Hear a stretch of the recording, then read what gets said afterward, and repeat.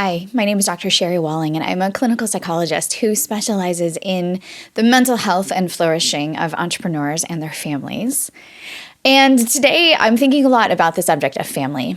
I am in the final stages of preparing a circus show organized all around the interweaving, the ins and outs that we experience in our life with family. Of course, all of us begin in a family in some form or another, and then we, for the most part, spend our lives kind of in this dance of push and pull, of unity and separateness with various iterations of family. Our family of origin, the family that we came from, the family that we choose, our children, their children. It's really an interesting, core theme of the human life. So I thought today I would share with you some of my reflections on family in the narrative that I'm weaving together for the show. So we begin with this question about what is a family and how do we end up here? Some of my spiritual friends say that our soul chooses a family. So I imagine some cloud-laden meeting room where the soul assignments are divvied up. The bosses are handing out jobs and we raise our hand and say, I'll take that family. I'll do that job. And then we're sent down to earth to inhabit a body and join a certain family so that we can learn a soul lesson or complete some cosmic task or correct the errors of past lives or something. Not sure that I get all of the specifics, but the point is our soul chooses life with a set of people because of what they can teach us, because of what we can teach them, for better or for worse. My less woo-woo friends say there isn't really a choosing. There's no cloud-laden room.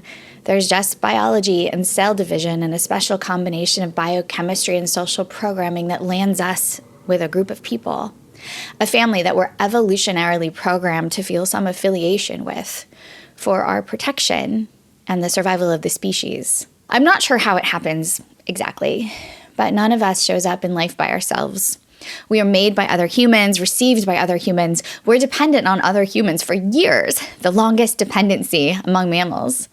We need our family to protect us and give us the safety to mature into adulthood. At its core, by definition, by evolution, by design, family should exist as a place of shelter early in our lives. Arms that hold us, protect us, tend to us, feed us. Siblings that help us learn how to play, how to argue, how to be in relationship. Family provides a place of safety in the chaos and cruelty of the world, a place of belonging, a unit, a tribe, a shared name, a biological resemblance. This belonging, this shelter is where we develop, become, begin. Families are a good idea on paper. The shelter of a family gives youngsters the time to mature, to become, to belong. But like all powerful forces, there is an opposition, a dialectic, a shadow. Shelter can become a cage. Belonging can feel like the requirement to conform. Intimacy can become an abusive intrusion upon the autonomy of the self. The structure of family can, at times, make it difficult for us to have the space that we need to breathe, to become who we fully are. Families are the place of our deepest pain. Our family members have tremendous power to hurt us.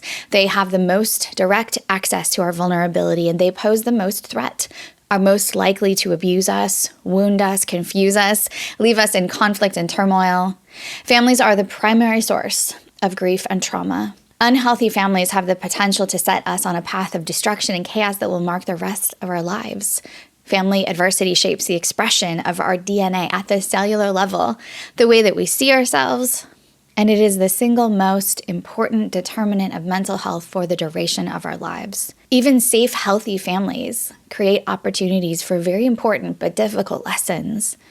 Family is a place where we first experience hurt, disappointment, anger, the place we learn to watch what we say, begin to understand how our actions hurt others, learn to assert ourselves, learn to listen to others, learn to set boundaries, and of course, learn to forgive.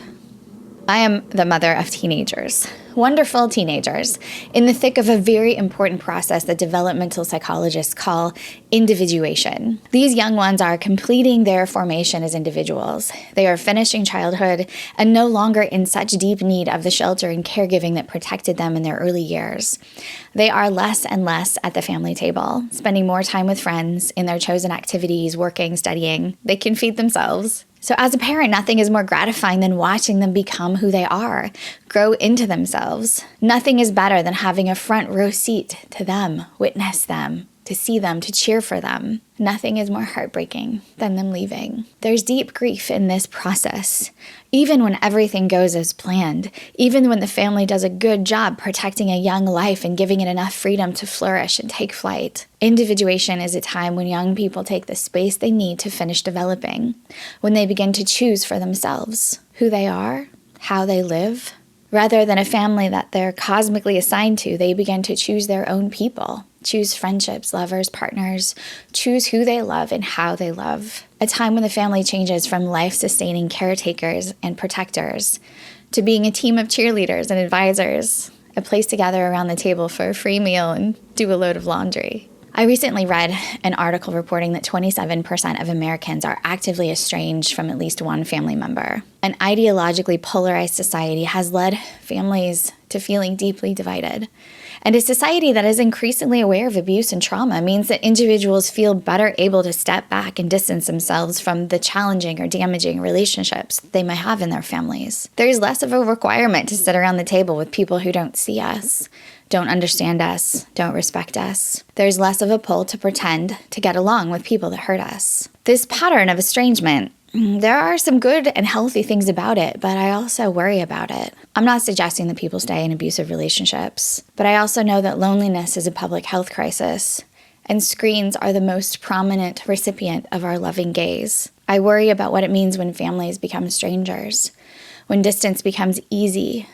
Aloneness is the pattern. Too much distance, too much loneliness, too much separateness. I worry about the depression, addiction, and pain that festers in the silence between us. I worry about us getting lost from each other. In 2019, we lost my brother Dave to suicide. He had a long battle with alcohol, and over the years, he became increasingly detached from us, increasingly separate, increasingly alone.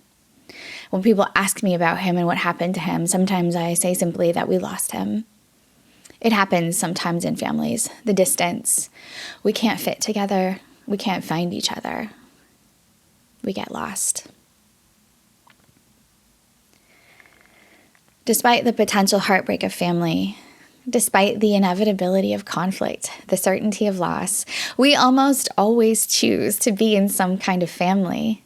We begin in a family, we individuate from that family, and then we construct a family of our own choosing. We do the whole thing again. Sometimes we do it much better. We find ways to improve, to correct, to heal the problematic patterns of our upbringing, perhaps the patterns that have been in our lineage for generations. We love with more openness, parent with more kindness, listen better, learn from the mistakes of the past. And sometimes we bump into the same old challenges of family life: busy schedules and stagnant bedrooms, short tempers and flawed understanding, the overwhelming work of caring for children and elders and still getting to the gym. Such a challenge to be an individual self alongside the selves of other people. The setup is imperfect, and many of us are profoundly tired. But we try over and over again as a species. We keep trying to create a home, a shelter, a constellation of close relationships in this imperfect situation we call family. We try throughout our whole lives, almost like it is the grand quest of our lives. And maybe it is. Maybe it is the quest of the human life. Being an individual in a lifelong dance alongside all these other individuals, our mother and father and brothers and sisters and cousins and romantic partners and nephews and children, our children and their children. Always trying to figure out how to be loving, how to be kind, how to forgive, how to grow. In this lifelong dance of family, the one consistent thing is us. We always come back to the relationship we have with ourselves. And family is the thing that we push and pull against, that defines us, how we define ourselves. Really, is there anything braver than to live your life in the presence of others? To be vulnerable enough to be seen, to be loving enough to see. The most profound thing that we offer each other is a front row seat to each other's lives. Different generations, different birth orders, different biology, similar DNA. I see you. I applaud your joy. I agonize alongside your hurts. I know you're trying. You are living in a singularity, a collection of cells that is separate from my cells. And we cannot undo this separateness, our profound existential aloneness, but we can witness. We can behold.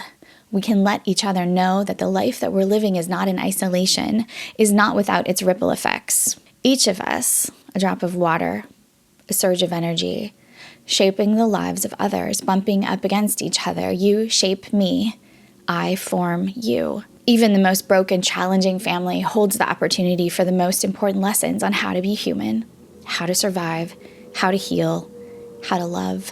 So what if, instead of being so reactive to everything that our family members do, we can make our way to being neutral observers, to watch them, to learn from them. Again, how to love, how to parent, how to struggle, how to age, how to be young, how to play, how to work, what not to do. What if our role really is to bear witness, to see their lives and let them see ours? For all its flaws, family is home, our home in this physical life, the place where all of our adventures begin and end, the place where we rest, the place where our hurts are allowed to come to the surface, to be soothed, where we hear and say the simple words, I'm here. I see you. I got you. I love you. So this collection of reading is the narrative for the Familia show that my team and I are putting on in Minneapolis. And what a deep delight it is to integrate the different parts of my life. My work as a psychologist, my passion for athletic, artistic, circus arts, and my desire to be a source of help and support for my community. So this work is really close to my heart. If you're interested in it, you can head to touchingtwoworlds.com. But in the meantime, I hope that these reflections on family serve you in your lifelong dance with your family in whatever form it is currently taking. If you would like more support for your family or yourself, please reach out to me and my team at ZenFounder.com. It is our deep delight to be alongside you in the journey throughout the duration of your life as a leader, entrepreneur, and member of a family. Thanks so much.